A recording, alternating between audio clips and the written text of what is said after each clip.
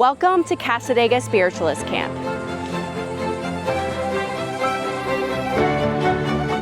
So Cassadaga, nicknamed the psychic capital of the world, was founded by 𝐒𝐨𝐿. He arrived to Florida in 1875 and had a commitment to spiritualist thinking. He was born in New York State in 1848. He believes that a baptism in freezing lake water allowed him to connect with others from the other side. 𝐒𝐿's belief of being able to contact the dead in the 19th century actually wasn't very uncommon during that time. It was a time of rapid expansion, experimentation, and innovation when it came to the practice of American religious life. 𝐒𝐿 lectured on behalf of seances and as a medium, and he demonstrated the gifts of seances by traveling and performing them. He was very well known in his travels and known as the seer of spiritualism. He often attended spiritualist meetings in Cassadaga, New York, which is where the inspiration that this town name eventually came from. It was during one of 𝐒𝐿's seances when one of his spirit guides, 𝐒𝐸𝐸, an indigenous American, came to him and told him that he needed to get a parcel of land where he should build a spiritualist retreat. The location of this seance has been disputed, with some accounts suggesting it took place in Iowa and others mentioning the home of fellow spiritualist 𝐒𝐸 𝐤𝐤𝐤 in Wisconsin. Regardless, 𝐒𝐿 headed down south in 1875.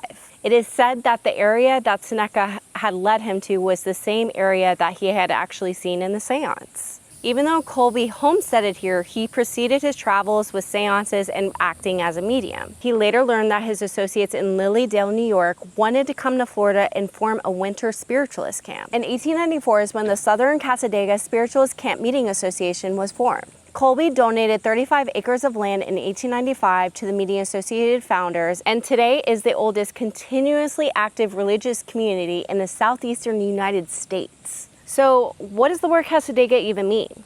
Cassadaga is a 𝐒𝐸𝐸 Indian word which means water beneath the rocks. Although 𝐒𝐿 was pivotal in the founding of Cassadaga, he didn't really like the way operations were held, and so he actually ended up moving to New Smyrna Beach, and it ended up coming back to Cassadaga at the end of his life due to illness. 𝐒𝐿 died on July 27, 1933 at the age of 85. In 1991, the Southern Cassadaga Spiritualist Camp Meeting Association was placed on the National Register of Historic Places. It consists of 57 acres and 55 homes on the property, many of which are older than a century years old. Those who live in the camp can worship and live in harmony with their beliefs. Many of the camp's residents are healers who actually provide services from the comfort of their own homes or apartments. Today, these mediums keep 𝐒𝐿's legacy alive. Cassadaga is said to be a natural vortex or a point of concentrated psychic energy. It has smaller vortices located in various locations around the property. They also have vortices that have developed over time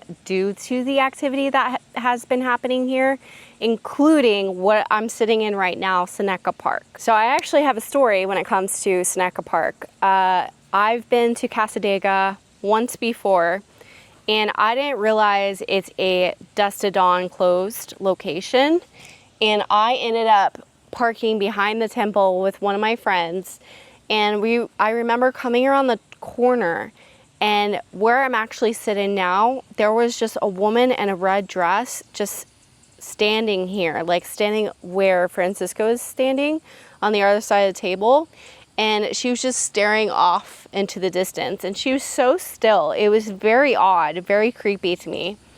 And we kept walking after that, and my friend was trying to scare me that night. He was going like, "Lauren, there's someone coming behind you. There's someone coming behind you." And I was just like, "You've been scaring me all night. I'm not falling for this." And lo and behold, there actually was a man that came up behind us, and he's like, "You can't be out at night." Apparently, the spiritualists do not like when people are walking around at night. During the daytime is fine, but nighttime, do not even try it.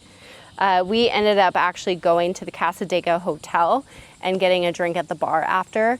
But it was just very odd for my first experience here. Obviously, during the day, it's way more peaceful.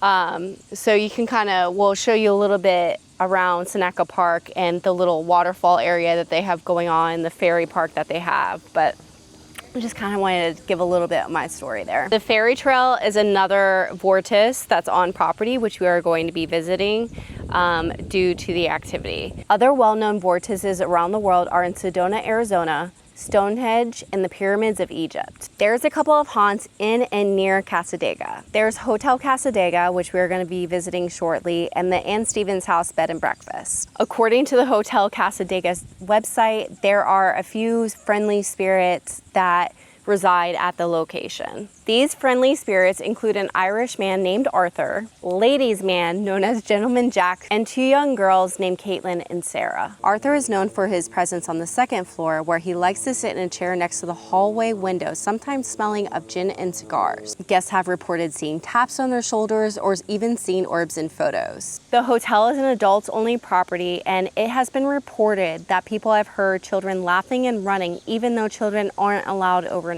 Located on the edge of Cassadaga is the Ann Stevens House Bed and Breakfast. It is an authentically haunted establishment built in 1895 and has been on the National Register of Historic Places since 1993. In order to do investigations there, you do have to be an overnight guest, so I do hope we can do that in the future and see what we can catch. Other haunts in Cassadaga include the Slater House and Davis Hall. According to Lewis Gates, there's a lot of spiritual activity in the church because that's where they host a lot of events.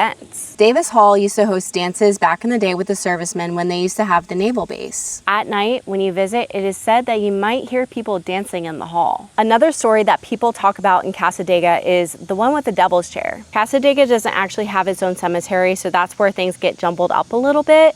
It's actually located in Lake Helen, which is on the edge of Cassadaga, and that's where the devil's chair resides. So it's actually an urban legend and defines logic and is rooted more in myth more than fact. Initially, stone benches were added to cemetery plots by wealthier families as a place for them to be able to sit and mourn. There's this particular red mourning bench where over time those who haven't been affiliated with the camp created a haunted backstory to it. The legend is that if you visit the cemetery on Halloween and sit in that chair at midnight, that the devil himself will visit you. Some people have reported hearing voices when they sit in that chair as well. A spiritual medium from the camp named Lewis Gates basically said it's a bunch of bogus. This chair is located in the Thatcher family plot and was actually built because the husband lost his wife and wanted a place to sit and mourn. There's also stories that people have reported that when they would put the beer on the devil's chair, that when they would come back the next day, the beers would be empty.